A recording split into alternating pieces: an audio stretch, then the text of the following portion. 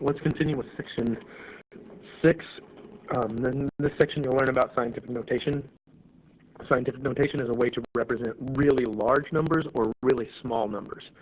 For example, the hydrogen atom, the mass of the hydrogen atom, it is very small. You would see it represented by 23 zeros after a decimal point and then 167. If we were to write this in scientific notation, you would see 1.67 times 10 to the negative 24th and then grams. On the other hand, you would find a whole lot of molecules in just 2 grams of hydrogen gas. In fact, you would see 602 followed by 21 zeros, or in scientific notation, that would be 6.02 times 10 to the 23rd molecules.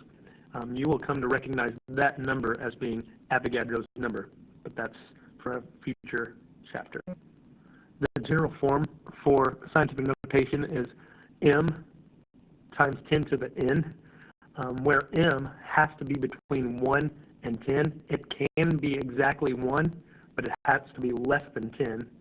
And n is the number of decimal places moved to make m. N can either be positive or negative depending on what you did to make m between 1 and 10. Here are your rules to finding m times 10 to the n. First, you must find the decimal point. If it is not written, then it is at the end of the number. Next, you move the decimal point to make the number m between 1 and 10. Third, you're going to place the number of spaces that you moved the decimal in the end spot.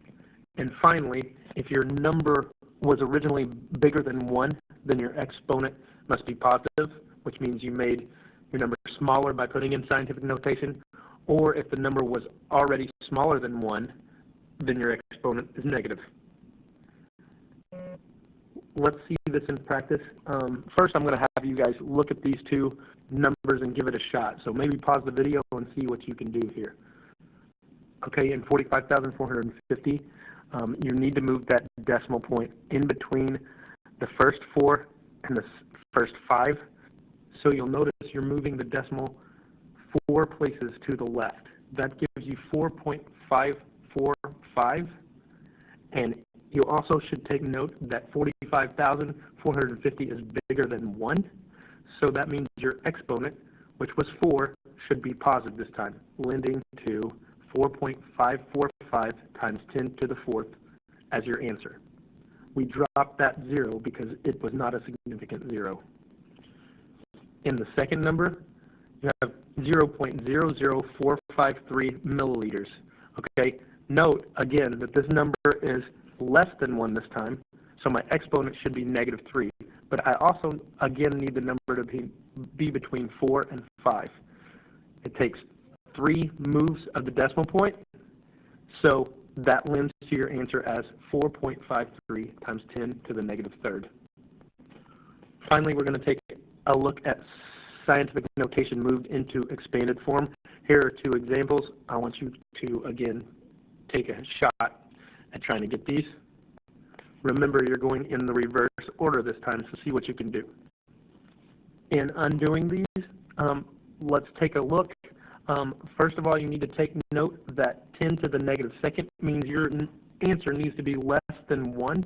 I'll also give you a hint when going from scientific notation to expanded form. That sign, whether it's negative or positive, can actually be a direction for you. So negative 2 tells me I need to move the decimal point 2 places to the left, so my answer will be 0.045. For the other one, we have a positive 3 for our exponent, so that tells me to move my decimal point 3 places to the right this time, because we have a positive exponent. That means we need to have bigger than a 1, so we go to 2,600 as our answer. I find moving from scientific notation into expanded form is actually a little easier than moving from expanded form to scientific notation.